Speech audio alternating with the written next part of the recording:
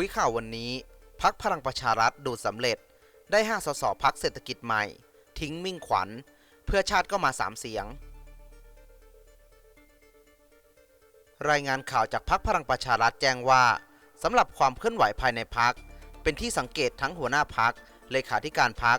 รวมถึงแกนนำคนสำคัญได้ด้านหารือกันกับพรรคร่วมรัฐบาลเพื่อเจรจาจัดสรรตำแหน่งรัฐมนตรีก่อนจะเปิดประชุมสภาผู้แทนราษฎรนัดแรกในวันที่ 25 พฤษภาคมเพื่อเลือกตำแหน่งประธานสภาผู้แทนราษฎรโดยการเจรจาต่อรองได้พูดคุยกันอย่างต่อเนื่องโดยเมื่อคืนวันที่ 22 พฤษภาคมที่ผ่านมา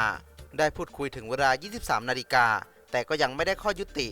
รวมทั้งการจัดสรรโควต้ากระทรวงในบางกระทรวงทำให้แกนนำพรรคต้องหารือกันต่อในช่วงเช้า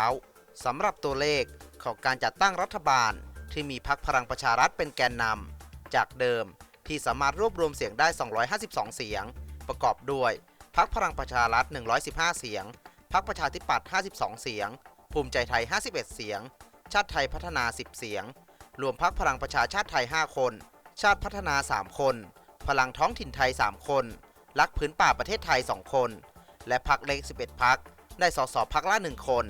ล่าสุดถ้าพรรคเศรษฐกิจใหม่จำนวน 5 คนไม่รวมนายมิ่งขวัญแสงสุวรรณที่เพิ่งประกาศลาออกจากตำแหน่งหัวหน้าพรรค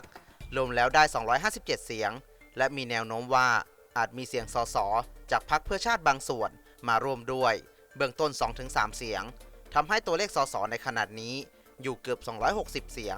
เราไปฟังข่าวก่อนหน้านี้กันครับเพื่อไทยว่าไงมิ่งขวัญลาออกจากหัวหน้าพรรคหวังว่าจะรักษาคำพูดและคำมั่นสัญญาที่ให้ไว้ที่พรรคเพื่อไทยนายภูมิธรรมเลขาธิการพรรคเพื่อไทยกล่าวถึงกรณีนายมิ่งขวัญแสงสุวรรณ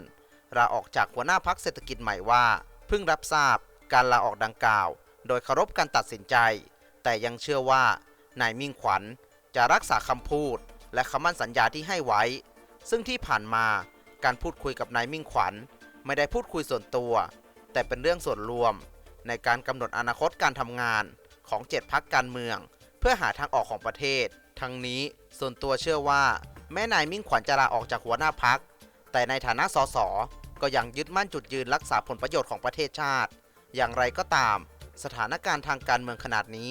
เกิดขึ้นอย่างผิดปกติถือเป็นขบวนการที่แปลกคาดว่าจะเกิดขึ้นจนกว่าจะมีระบบประชาธิปไตยที่ปกติยืนยันว่ายังมีการติดต่อพูดคุยกันตลอดและไม่ใช่การส่งสัญญาณใดๆ